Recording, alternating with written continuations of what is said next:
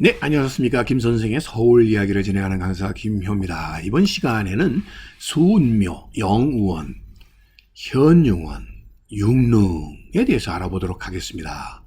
자, 사실 알고 보면 이곳은 다 한 분의 무덤을 가리키는 말이 되겠습니다.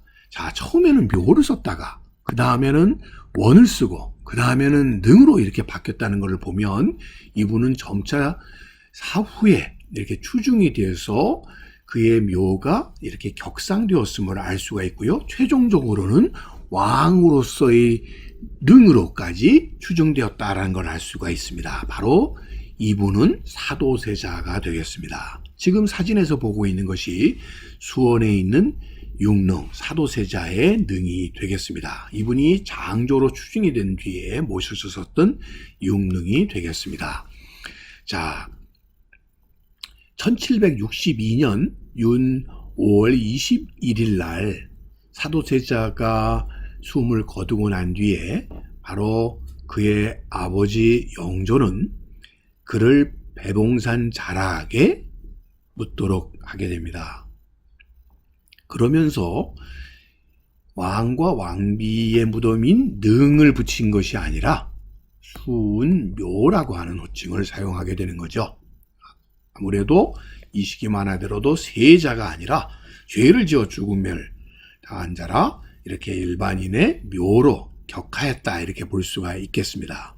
그것을 정조가 즉위를 하면서 그의 아들이 왕이 되면서 원으로 격상을 시킨 거죠. 그래서 명칭이 수운묘에서 영우원으로 이렇게 바뀌게 되었다라고 보실 수 있겠습니다. 자, 조선사회는 이토록 격식과 절차를 대단히 중시하는 사회였었다라는 것을 여기서 확인해 볼 수가 있겠습니다. 영조는 비록 이 사도세자가 결국 잘못을 해서 스스로 죽도록 했다고 하더라도 아무리 자식이 죄가 있다고 하더라도 부자의 연은 끊을 수 없는 것이라 실제로 이 사도세자의 장례에 직접 참여했었고 그곳에서 왕으로서 신하에 대한 예를 다하는 이런 공림을 했다는 것이 바로 왕조실록에 남아 있습니다. 자, 비록 이 부부는 무촌이라고 하더라도 인연을 끊을 수 있어도 그럴 수 없다는 거죠. 그래서 오늘 부자지은을 마치기 위해서 직접 이곳에 조문을 왔다라고 얘기를 하게 됩니다. 그러나 그의 아들인 친아들인 정조도 그렇고 해경궁 홍씨 부인인 해경궁 홍씨도 이곳에 장지에 오기는 커녕 상여의 배웅도 못하도록 했을 정도로 철저하게 그 부분에 대해서는 엄금을 했었다라고 보시면 되겠습니다. 그랬기 때문에 영조는 후계자인 이 손자 정조에게 추후라도 절대 아버지를 추증하지 말도록 이렇게 엄명을 내렸었던 것이죠. 그래서 정조도 자기가 왕이 되고 난 뒤에도 아버지의 묘수를 능으로 이렇게 추증하지 못했다 이렇게 보시면 되겠고요. 실제로 정조는 이곳에서 수원으로 이장을 하고 난 뒤에도 현융원으로 이렇게 명칭을 정하게 되었던 것이고요. 나중에 고종 때에 가서야 추중이 되어 육릉이 되게 된다 이렇게 보시면 되겠습니다. 당시 영조가 이 사도세자의 장례에 참여하기 위해서 거둥했던 코스는 어디였을까를 추정해 보면 당시 이 중량표 방향으로 가는 이 루트를 따라가야 바로 이 배봉산 자락을 만날 수 있을 텐데 실제로 이 고종 때까지 역대의 임금들이 동군흥을 가기 위해서는 이 중랑포를 거쳐야 되는 코스를 이용하거나 아니면 지금의 장이동 고개를 넘어서 이렇게 가는 코스들인데 일반적으로는 이 장이동 코스가 완만하기 때문에 이 코스를 많이 이용을 했고요. 특별한 경우 이 망우리 고개를 넘어가는 이 청량리를 지나서 중량포를 지나는 이 코스를 이용하기도 했었습니다. 당시에는 이 중량포 쪽에 있는 수운묘기 때문에 이 코스를 이용해서 영조도 행차했을 것으로 이렇게 추정해 볼 수 있겠습니다. 자, 지금 이 서울 시립대가에 있는 이 배봉산 자락에 이 묘를 썼다고 하는데, 지금 이곳의 정확한 위치는 지도상으로 다시 찾아보면 서울 시립대 쪽이 아니라 삼육보건대학교가 있는 곳에 수운묘가 있었던 곳으로 이렇게 최근에 밝혀지게 되었습니다.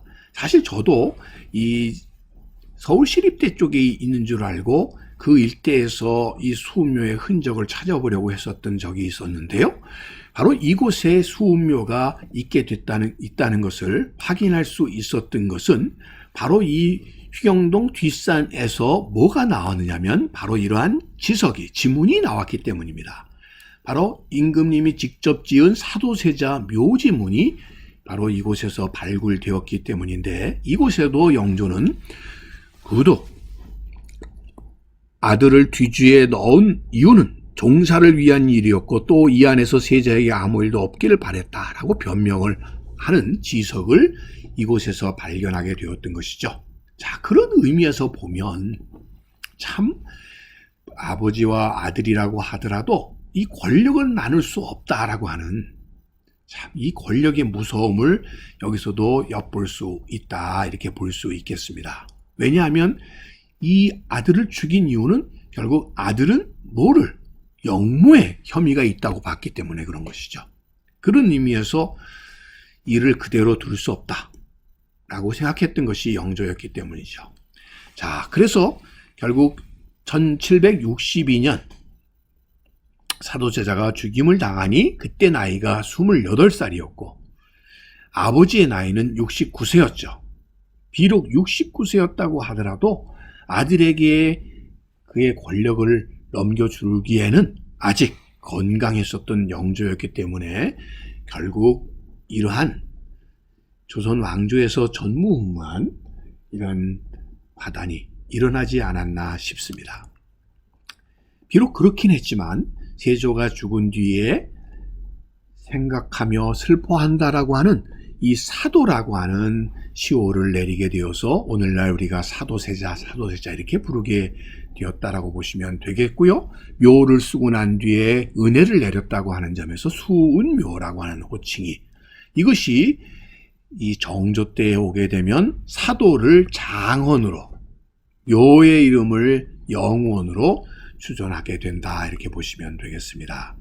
자, 이 묘 앞에 우물터의 흔적이 되겠고요. 현재 이곳의 위치를 그려놓은 영우원 보토소 등록이라고 하는 이 그림을 보게 되면 이 홍살문이 있고 영우원의 위치가 있었던 걸 볼 때 이 배봉산에서 이 방향으로 볼 때도, 배봉산 자락에서 내려다 볼 때도 이 위치를 추정해 보게 되면 바로 이 지문이 현재 발굴된 바로 장소가 여기가 되겠고요. 그런 의미에서 그 뒷산 에덴동산이라고 불리우는 곳에 바로 이 묘소가 있었을 것으로 이렇게 추정하고 있습니다.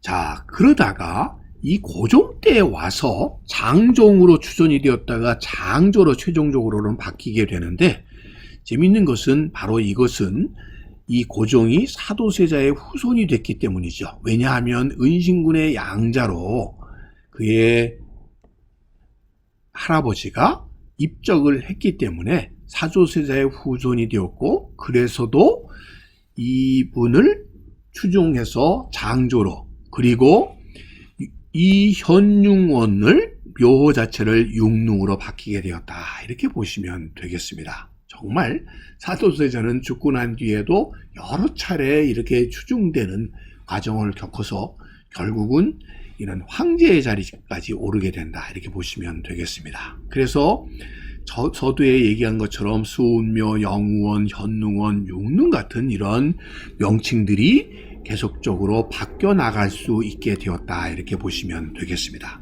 오늘날 이 수원에 있는 융릉의 모습이 되겠고요. 이곳에 있었던 이 비석을 보게 되면 처음에는 바로 현웅원이라고 이렇게 쓰였었던 것이 대한제국으로 바뀌게 되면서 이제는 황제로서 추중이 되게 되고 이어서 그의 무덤도 융릉으로 이렇게 바뀌게 되었다는 것을 알 수가 있습니다. 자, 오늘은 이 사도세자의 죽음 이후에 그의 묘소의 명칭의 변화에 대해서 꽃밭을 가꾸는 김 선생이 말씀드렸습니다.